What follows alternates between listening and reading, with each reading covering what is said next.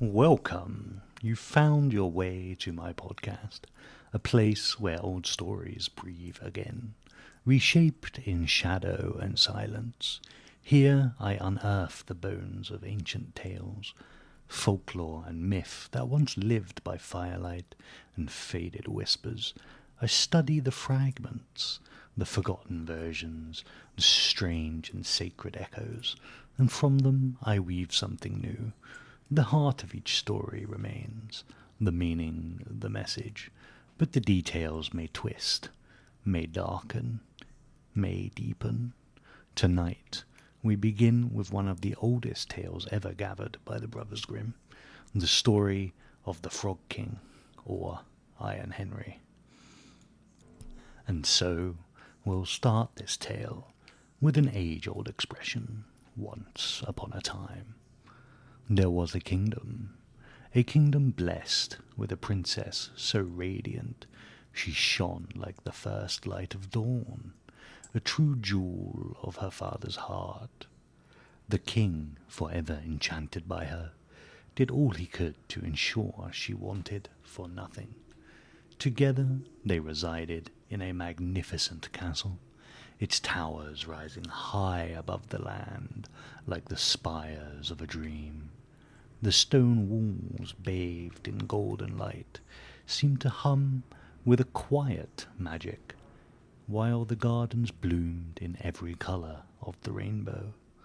Inside, the halls were filled with laughter, and the air carried the soft scent of roses. Our tale begins by a deep forest pond, tucked away in the heart of the woods, on a warm summer evening. The air was thick with the scent of pine, and the golden light of the setting sun cast long shadows across the water. The surface of the pond, still and dark, reflected the fiery colours of the sky as the sun began its descent. Birds sang their evening songs from the trees above, their melodies carried gently on the breeze. The princess sat beside the tranquil pond, her most beloved treasure, a golden ball, cradled gently in her hands. With a smile, she tossed it into the air, playing a simple game as old as time itself, throwing it against the trunk of a nearby tree and waiting for it to bounce back into her waiting hands. But this time her aim faltered. The ball flew wide, its golden surface glinting in the fading sunlight, before it tumbled into the pond with a soft splash. Ripples began to spread across the water, and the princess's heart sank as the ball disappeared into the depths. Never having learned to swim, she stood frozen, her eyes fixed upon the spot where the ball had vanished. A sorrowful breath escaped her lips, and then, like the drops of rain on a summer's day, her tears began to fall, each one a silvery shimmer, splashing gently on the surface of the pond. In that quiet moment, the world seemed to hold its breath, as if even the wind paused to mourn with her. Suddenly, with a soft rustling from the edge of the pond, a frog emerged from the water, dragging himself up onto the muddy shoreline. His dull green skin glistened faintly in the fading light, and his round eyes blinked up at the princess with a look that seemed almost too knowing. "Why are you crying, fair lady?" he asked, his voice croaky and thick, as though he hadn't spoken in an age. Startled, the princess wiped her eyes and looked down at him. "I've lost my golden ball," she said, her voice trembling with controlled sorrow. "It sank deep into the pond, and I don't know how to get it back." The frog studied her carefully, his gaze sharp and calculating. "Ah, I see," he croaked slowly. "A great loss indeed. But I can help you. I will fetch your ball, if you promise me something in return." The princess raised an eyebrow, her curiosity piqued. "What do you want?" she asked, her voice holding a trace of impatience. The frog's eyes gleamed with mischief. "It's simple enough. You must promise to be my friend. You will let me eat from your plate, drink from your cup, and sleep beside you on your bed. Only then will I dive into the depths of the pond and retrieve your ball." The princess paused, a flicker of disbelief crossing her face. The idea of a frog eating from her plate and sleeping beside her was utterly absurd. But the golden ball, her beloved golden ball, was too important to refuse. She quickly mastered her thoughts behind a smooth smile, her tone sweet and effortless. "Of course," she said, as though it were no great sacrifice. "I promise I'll do all of those things. Now please, bring me my ball." The princess hardly had time to blink before the frog was gone beneath the water, leaving only ripples behind. She waited, her pulse quickening, and then there it was. The golden ball bobbed to the surface, glowing faintly in the twilight. Without hesitation, she reached for it, her fingers closing around it. Her heart leapt with joy, and for a brief, blissful moment, the world seemed perfect again. But then, as the last bubble of the frog's disappearance broke the surface, the princess felt a sudden, gnawing desire to forget her promise. "Why should I keep it?" she thought to herself, grinning as she looked down at her treasure. "I never wanted a frog for a friend. Who could possibly want such an absurd thing?" She tucked the ball safely into the folds of her gown and turned on her heel, her face now painted with a mask of innocence and indifference. The promise, a mere trifle. The frog's words, just that, words. The ball was hers, and that was all that mattered. With a carefree laugh, she strolled back to the castle, leaving the pond behind her without a second thought. That evening, the castle was filled with the comforting aromas of roasted meats, fresh bread, and sweet pastries. The princess, as radiant as ever, took her seat beside her father at the grand dining table, the golden ball resting beside her plate. But as she sat down, something was amiss. A weight she couldn't quite place settled on her chest, and a strange unease tugged at her. Her father, the king, noticed immediately. His eyes, wise from years of ruling, softened with concern. "My dear, you seem pale this evening. What is troubling you?" The princess's smile faltered for just a moment before she smoothed it over, her mind still dwelling on her promise to the frog. She opened her mouth to speak, but found herself suddenly unsure. What could she tell him? That a frog appeared by the pond and made a foolish bargain with her? The king would surely laugh. She sighed, pushing her food around her plate, her appetite vanishing. "It's nothing, father. Just a little tired from the day." But the king was no fool. He leaned forward, his eyes narrowing slightly. "You are not telling me the full truth. Speak, my daughter. You are the light of this kingdom, and I would see your heart as clear as the waters of our lakes. What has unsettled you?" Reluctantly, she told him the whole tale.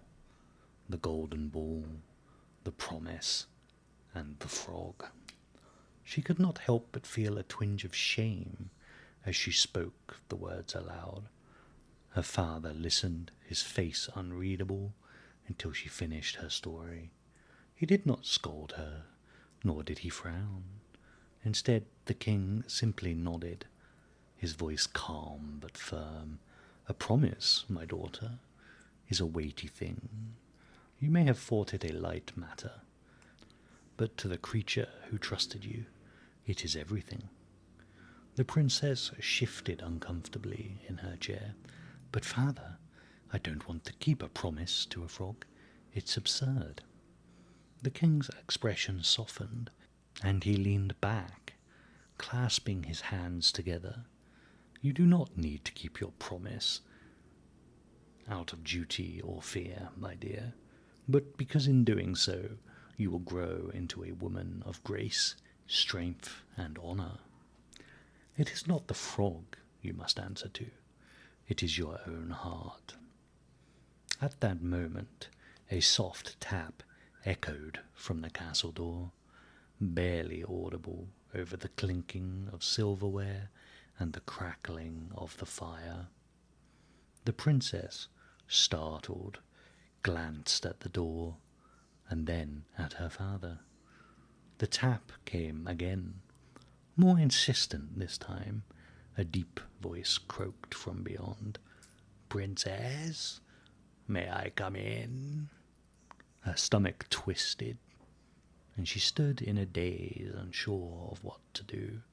Her father gave her a small, encouraging nod. "Go on, daughter," he said gently. "Answer your promise." With a reluctant breath, she walked to the door. Her heart thudded in her chest as she placed her hand upon the cold wood and then turned the handle. There, standing before her with wide round eyes and a smug little smile, was the frog. He was still the same, slimy, green, and entirely ridiculous in the moonlight. Yet, somehow, he stood taller, as if his purpose were stronger now that the time had come to claim what was promised. The princess blinked, her mouth falling open. "How did you—" But before she could finish, the frog's smile grew wider, and he puffed out his chest proudly. "I kept my word, and now you must keep yours." The princess felt a knot form in her throat. The frog was here, right here, in her father's castle. With a deep breath, she swallowed her pride. "Father, he's here," she said softly. The king nodded again, his face as serene as ever. "Let him in, my daughter. Your promise is more important than your discomfort. Trust that in keeping it, you will find strength, not shame." Reluctantly, the princess opened the door wide enough for the frog to hop inside. His little legs wobbled as he made his way toward the grand dining table. But despite his best efforts, he was too small and too low to leap up onto its polished surface. With a soft plop, he landed upon the stone floor, blinking up at her with those wide, knowing eyes. Princess," he croaked, his voice full of mock innocence. "It seems I require a bit of assistance to fulfill our arrangement." The princess's cheeks turned pink with embarrassment, but she remembered the words of her father. A promise, she told herself, was a thing to be honoured. Her eyes darted to the king, whose kind gaze met hers with an encouraging smile. "Do not worry, my daughter," the king said gently. "A promise kept is a treasure, even when it is difficult." Swallowing her pride, the princess bent down, her fingers trembling as she reached for the frog. With great care, she lifted him from the floor and placed him on the table beside her plate. The frog blinked up at her, his eyes sparkling with satisfaction as he settled himself comfortably on the fine wood. "Much better," he declared with a pleased croak. "Now, as promised, I shall enjoy your meal." The princess felt her face burn as the frog immediately began to nibble from her plate. His tiny tongue flicked out with surprising dexterity, and before long he was happily feasting on her bread and vegetables, his little body puffing out with each bite. But then, just as the princess thought the ordeal might end, the frog looked up at her with a sly glimmer in his eyes. "I am parched," he said, with a dignified air, "and I would very much appreciate a drink from your goblet. Would you be so kind as to hold me up to it?" The princess blinked, her mouth falling open. The thought of holding the frog so close, bringing him to her water, filled her with dread, but the promise, her word, still echoed in her mind. Her father's voice broke through her thoughts. "A promise, my daughter, is a bond more powerful than gold. Do what you must, and you will see that you are stronger for it." With a resigned sigh, the princess reached for her goblet. She carefully lifted the frog in her hands once more, raising him to the edge of the glass. His little webbed feet gripped her fingers as he dipped his head to drink, his eyes closing in pure satisfaction as the cool water filled his small belly. The princess held him there, her arms trembling slightly, and when he was finished, the frog looked up at her. His face was alight with a secret joy. "Ah, that was just what I needed," he said, his voice smug, yet somehow grateful. "Thank you, princess. You are indeed a woman of your word." She set him down gently on the table once more, her cheeks burning with both embarrassment and something else, something she couldn't quite name. The princess could hardly believe the strangeness of it all. There she was, at a royal feast, sitting beside a frog who had eaten from her plate and drunk from her goblet, as though it were the most ordinary thing in the world. But as the evening wore on, she began to notice something odd. The weight of the promise no longer felt so heavy. Each moment that passed, each act of kindness toward the frog, seemed to fill her heart with a strange lightness, a lightness she couldn't explain. Her father, ever wise, watched her with a knowing smile. As the moonlight filtered through the castle windows, the princess realized something she had not expected. This peculiar evening, full of discomfort and awkwardness, had somehow begun to change her. She didn't know what would come next, but she knew that the frog, for all his oddities, had brought with him a lesson she would not soon forget. That evening, after the meal had ended, and the frog had eaten his fill, the princess could hardly bear the thought of spending another moment in its company. She stood from the table, her face flushed with a mixture of fatigue and deep discomfort, and made her way to the grand staircase that led up to her chambers. Her bedroom, a sanctuary of soft velvet drapes and delicate tapestries, awaited her. It was a place of comfort and peace, the one space where she could shed the weight of the world outside. The four-poster bed stood at the center of the room, draped in layers of silken sheets the color of moonlight. Its towering posts carved from the finest oak and crowned with intricate golden filigree. The canopy above swayed gently in the breeze, the rich fabric catching the last glow of twilight from the castle windows. Golden candelabras flickered softly, casting a warm glow across the walls, and the air smelled faintly of lavender and rose petals. She moved toward her bed with a quiet sigh, eager for the peace of solitude, when suddenly a sharp tap-tap-tap sounded from the door behind her. A cold shiver ran down her spine. "Princess, The frog's voice echoed through the quiet room, unrelenting. "Do not forget your promise." Her heart sank. No, she would not allow him to ruin this final solace. She had already honoured his absurd demands. She had fed him, watered him, even held him while he drank. But this was too much. She hurried to the door, her hand trembling as she gripped the handle and swung it open. Standing in the doorway was the frog, as smug and unbothered as ever, his eyes gleaming in the dim light. "I told you," he croaked. "The promise was clear. I am to sleep beside you on your bed, and now it is time." A wave of disgust washed over the princess.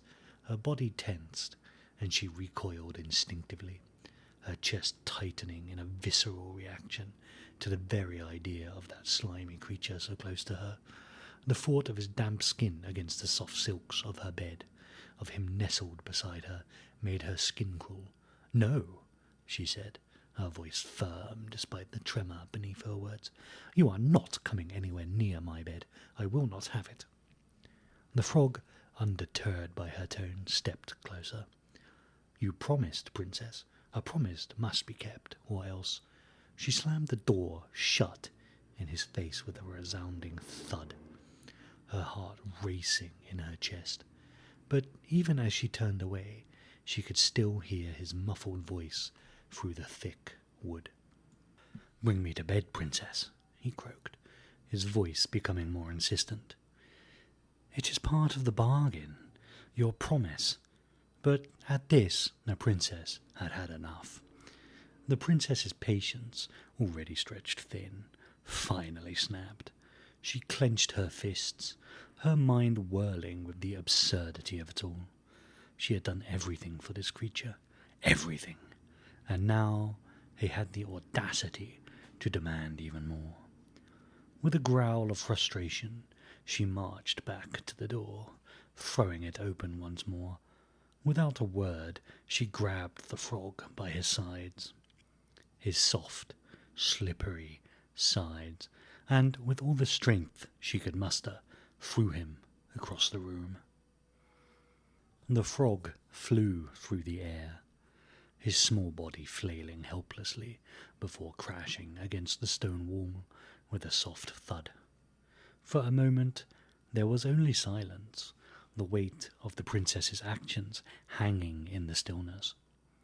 Her heart pounded in her chest, and her breath was shallow, but the shock of what had just transpired kept her frozen in place. And then, as if the very air had been charged with magic, a strange warmth seemed to fill the room. The frog's body rippled, glowing faintly with a golden light. The princess blinked, her eyes wide, her mind racing as the light grew brighter. Before she could even comprehend what was happening, the frog's body twisted and shifted, his green skin fading into a smooth, fair complexion of a man. His limbs stretched and grew, his ragged clothing transforming into elegant, finely crafted garments of soft, dark cloth that shimmered faintly under the flickering light of the room's candles. His small form elongated, his features sharp and noble, the golden glow finally dimmed, and where once there had been a frog, there now stood a tall man, regal and handsome, his dark hair falling in soft waves over his shoulders. The princess stood, speechless, her mouth hanging open as she took in the sight of the man before her. The transformation was so sudden, so unexpected, that it seemed impossible. She rubbed her eyes as if to assure herself she wasn't dreaming. What?" she whispered, her voice trembling with disbelief.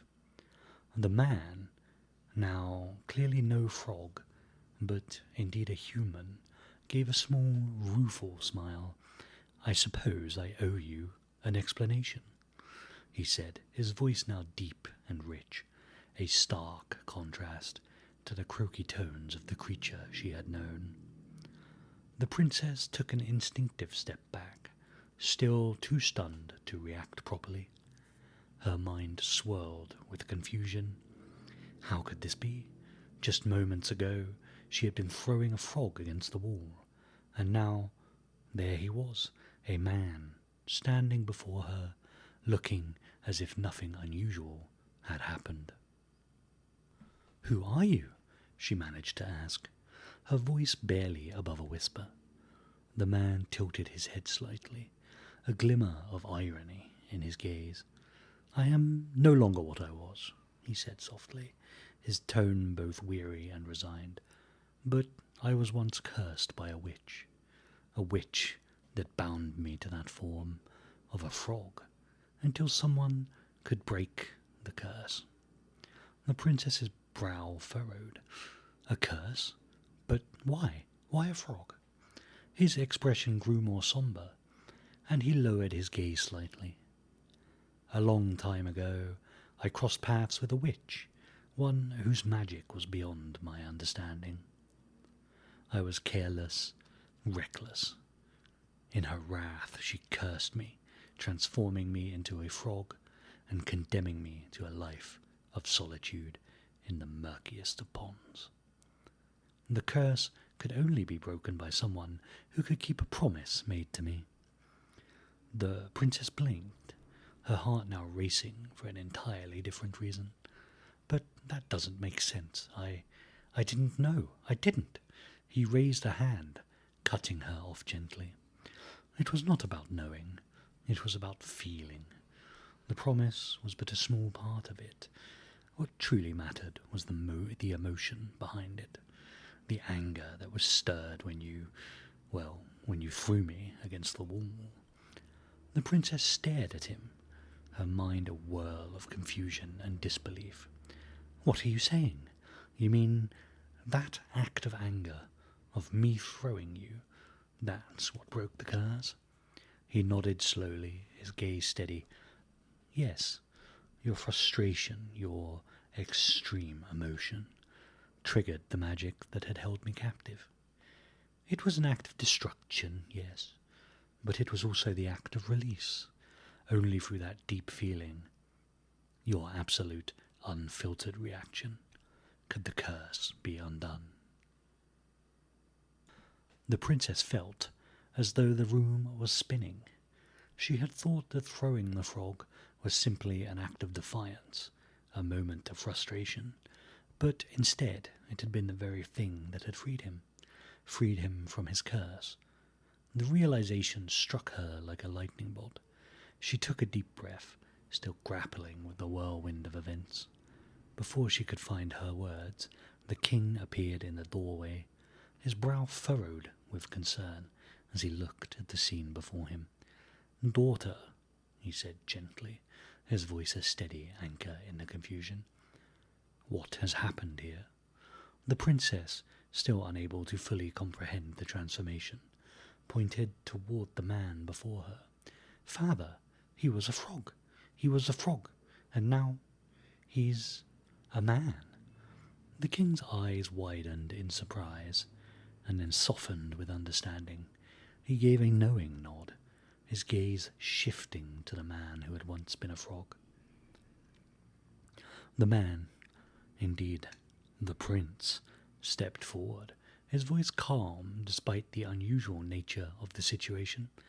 "I owe you my thanks, my lady," he said to the princess, his tone both sincere and tinged with gratitude. "For your promise, for the emotional release that broke the spell. I am free now, free of a curse that has held me captive for far too long." The princess stood there, still reeling. Her thoughts were a jumble. She glanced towards her father, whose expression was filled with a mixture of awe and quiet wisdom. "My daughter," he said softly, "it seems you have done more than keep your word. You freed a soul trapped in a most unnatural way." The princess could hardly process it all. She had made a promise, yes, but she had no idea that keeping it would lead to the unravelling of such a strange and magical fate. The man, this prince, now in human form, looked at her with a mixture of gratitude and something else, something unspoken. She could see it in his eyes now, the weight of years spent in that cursed form, the relief of his newfound freedom. "Thank you," he said again, his voice steady. "I am no longer what I was, and I will not forget the kindness of your promise." But the princess, still lost in the bewildering turn of events, could only stare at him, her mind trying to catch up with reality.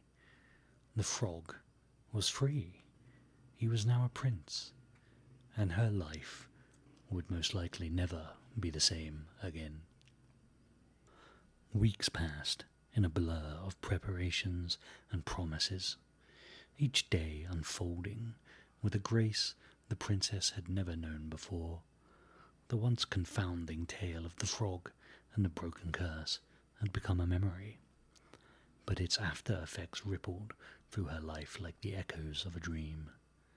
It had started with a simple promise, a playful exchange, and a cursed frog. But now, in the quiet hum of the palace, she found herself standing on the cusp of a new chapter, one that would forever change her fate.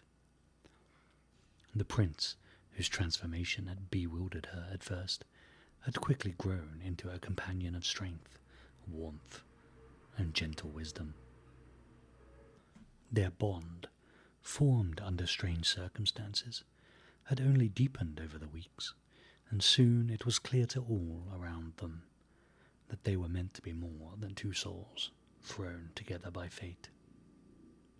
Love, in its own quiet way, had bloomed between them.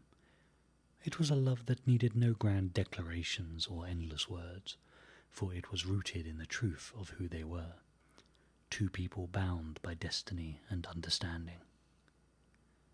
The marriage, though rushed by the standards of most courts, felt like the most natural of things.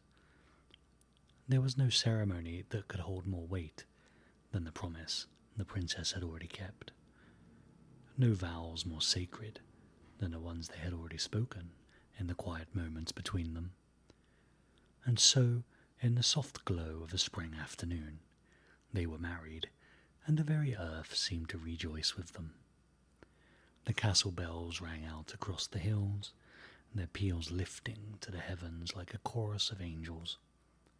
Flowers, tulips, lilies and roses in every hue lined the paths, and the air smelled like a warm, honeyed breeze. The king, his face etched with both pride and quiet joy, handed over the reins of the kingdom to his daughter, entrusting her to the future. The kingdom had grown prosperous, and now it would flourish even more under the rule of the newlywed couple. The princess, clad in her wedding gown of silken white, glimmering with pearls and gold thread, looked out over the assembled crowd, her heart soaring with a joy she never could have imagined.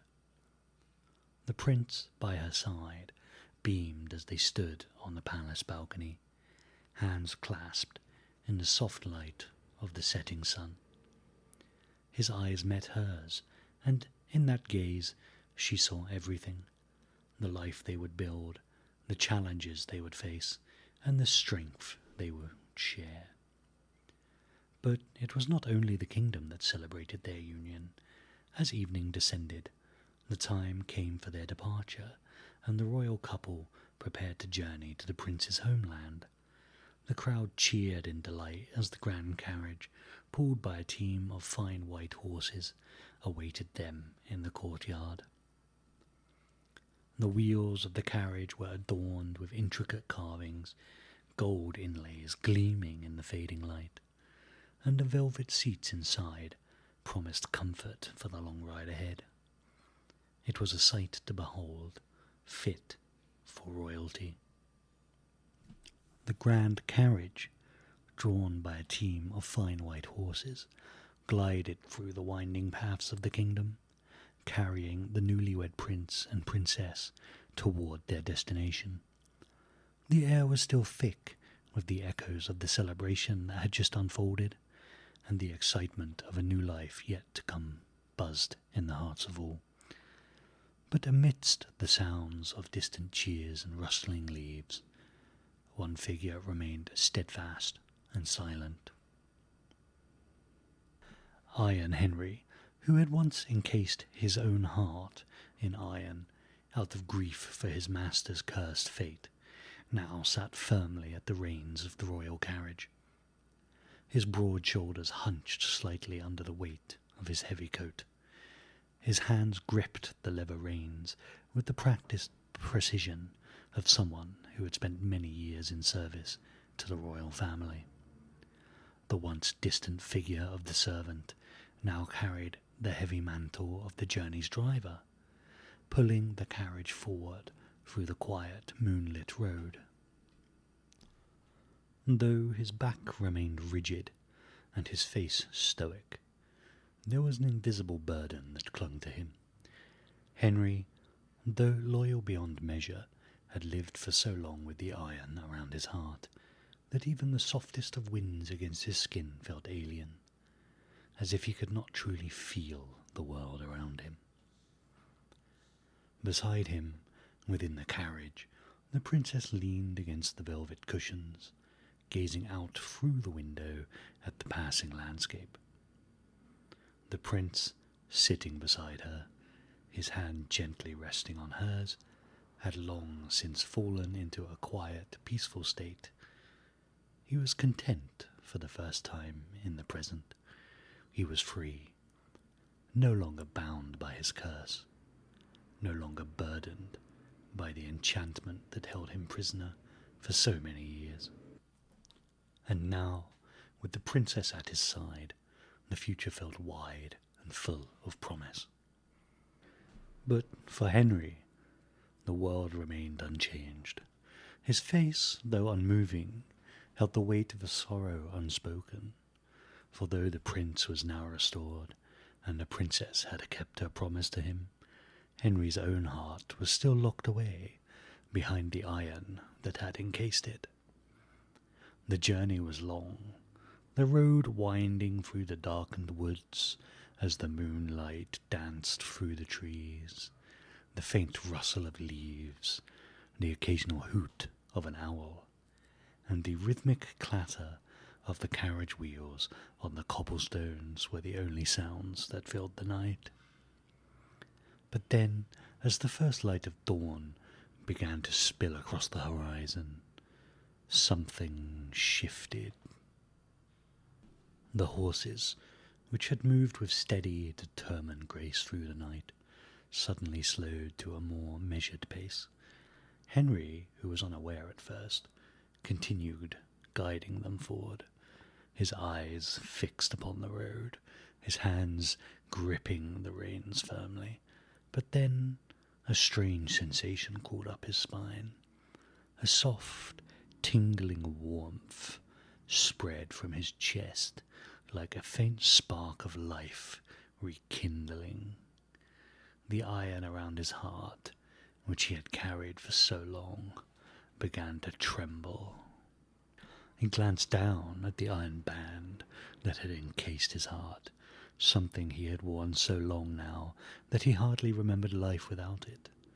The metal seemed to shudder as if it was alive, and then, with a faint, almost imperceptible snap, the iron that had once been a prison around his heart cracked and fell away from his chest. It shattered, leaving nothing but the bare, beating heart beneath. Henry gasped. His grip on the reins loosened slightly. He could feel again, truly feel, the warmth of the sun rising, the coolness of the morning breeze against his skin, the steady pulse of his heart in his chest. For the first time in so many years, the weight of sorrow had lifted, replaced by a joy so pure it almost overwhelmed him. Inside the carriage, the passengers noticed the change. The princess, who had been gazing at the landscape, now turned her attention toward the figure of Henry, her eyes wide with wonder. She could see the subtle shift in his posture, the way the weight of years seemed to lift from him. The prince, too, looked out the window. He knew Henry better than anyone else, knew the silent burden the man had carried for so long. He could see the joy blooming on his face, at first tentative, and then growing and blossoming, as if he too was realizing something most profound. The prince, leaning toward the window, his voice carried across the distance between them. "Henry," he called gently, "how are you?" Henry, who had been lost in his own newfound emotions, looked up, startled at the sound of his name. He took a slow, steadying breath. I am well, Your Highness," he said, his voice thick with emotion. For the first time in years, it was more than just the dutiful tone of a servant. It was the voice of a man who was now truly alive once again. A soft, curling smile appeared on the lips of the prince. "You don't have to be formal with me, Henry. I think we've long since passed that point." Henry, nodding, unable to keep the smile from spreading across his face. "Of course, Your Highness, my prince." His voice faltered for a moment, and then, with the iron weight of his heart gone, he continued, I never thought I would feel this way again." The princess, touched by the transformation, spoke softly from within the carriage. "You've carried so much for so long, Henry. You deserve this freedom too." Henry's chest swelled with emotion, and for the first time in ages he let out a quiet laugh. The sound was rich with the joy. "It feels like a dream I thought I had forgotten." And as the horses carried the carriage further down the road, the three of them, prince, princess, and loyal servant, were no longer just figures in a tale of fate. They were at last truly free, bound not by curses or grief, but by the simple, powerful force of shared joy. And so our tale concludes. They say the curse was broken, that the frog became a man, that the servant's iron heart was freed, and that the princess, by keeping her promise, set everything right again. But stories like this, they don't always end so neatly, not the old ones, because magic like that, it doesn't just disappear. It shifts, it hides, it waits. And though the carriage rolled on, and the kingdom rejoiced somewhere behind them, the well still whispers, the forest still watches, and something that was once bound, breathes again. A promise kept may close a story, but it also opens a door, and some doors, they were never meant to be opened.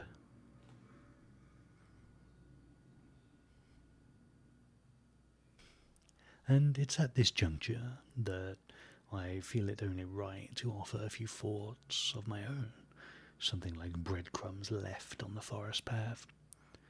While the tale many remember ends with a tidy happily ever after, a prince restored, a wedding celebrated, a servant's heart unbound, mine tended down a darker stream, winding through shadowed woods and deeper waters. The original Frog King, as collected by the brothers Grimm, ends with joy, transformation, and release. A frog turned prince, a promise honoured, iron bands breaking with happiness. But even in that old telling, strange things ripple beneath the surface. A girl bound by her word, a creature at her table and, in fact, in her bed, a servant so overcome with grief that he wraps his own heart in chains. What, I wondered, was left unsaid? So I followed those ripples.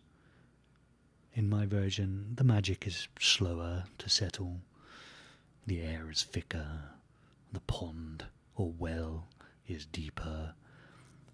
I've pulled threads from older, wilder places where forests are alive and watching, where enchantments cling like fog, and where love, transformation, and horror are not so easily untangled.